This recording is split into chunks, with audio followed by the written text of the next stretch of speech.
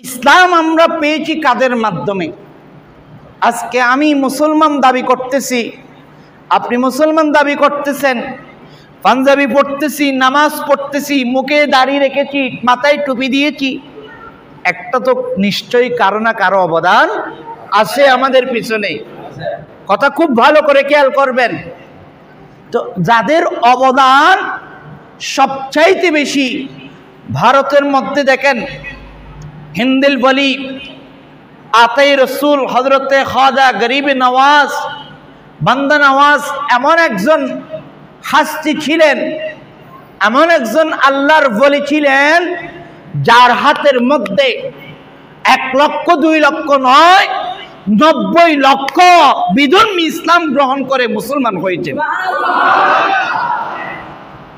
বাংলাদেশ ঢুকেন, দেখেন সিলেটের মধ্যে হজরতে শাহজালাল শাহপরান, চট্টলার জমিন দেখেন, স্বাভাবিকভাবে দেখবেন গোটা বাংলাদেশের মধ্যে যখন ঘূর্ণিঝড় জলোচ্ছ্বাস, যখন বড় ধরনের সাইক্লোন তুফান হয়, তখন দেখবেন গোটা বাংলাদেশের বিভিন্ন জায়গার মধ্যে ক্ষতিগ্রস্ত হলে তুলনামূলকভাবে চট্টগ্রামের মধ্যে কম হয়। আমি কি ভুল বলেছি? কারণটা কেন? এই চট্টগ্রামের একটা পূর্ব নাম ছিল বারাউলিয়ার দেশ, ইসলামাবাদ। আউলিয়া কেরামের পুণ্যভূমি এটা ছিল। গোটা বাংলার আপনি পূর্ব থেকে পশ্চিম দেখেন, উত্তর থেকে দক্ষিণ দেখেন, কোনো না কোনো আল্লাহর ওলির ছায়া ওই এলাকার মানুষের উপর আছে, যাকে ওনারা মন প্রাণ ভরে স্মরণ করে। বড় করে বলুন সুবহানাল্লাহ। আমাদের এই বিশেষ করে আনোয়ারার জমিনের রত্ন হুজুর তো আছেন, আলেমরা ছাড়া, আশিকে রসুলরা ছাড়া হয়তো অনেকেই হুজুরকে চিনেন না, কিন্তু হজরতে বাবা শাহ মোহসেন আউলিয়া বললে আনোয়ারার জমিনের একটা নাম হয় কি হয় না? আর একটু বড় করে বলুন।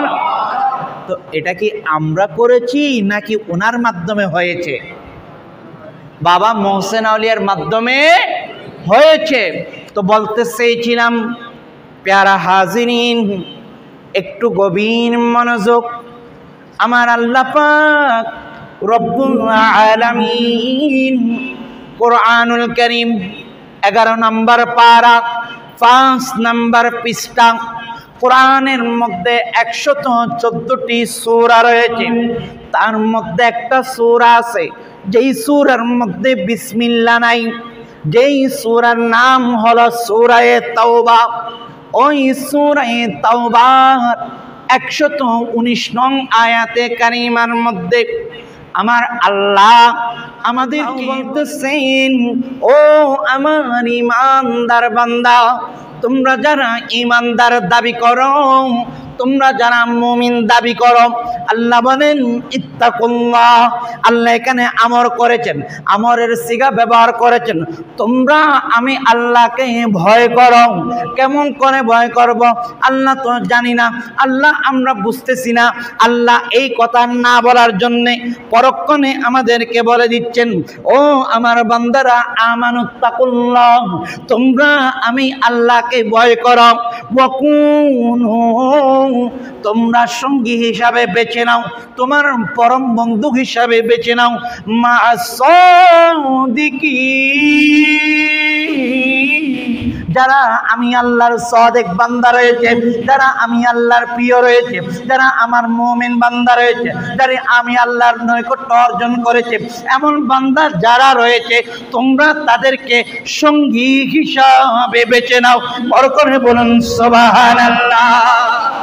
তো মা'আস-সাদিকিন, এখন আমাদের প্রশ্ন অনেক আসতে পারে, তো সাদিকিন বলতে কাদেরকে বোঝায়? এটা আরবি শব্দ। সাদিকিন অর্থ অনেক এনেছেন, কিন্তু কেউ কেউ ডাইরেক্ট বলেছেন সাদিকিন দ্বারা যাদেরকে বোঝানো হয় তারাই হলেন একমাত্র আল্লাহর ওলিগণ। বড় করে বলুন সুবহানাল্লাহ।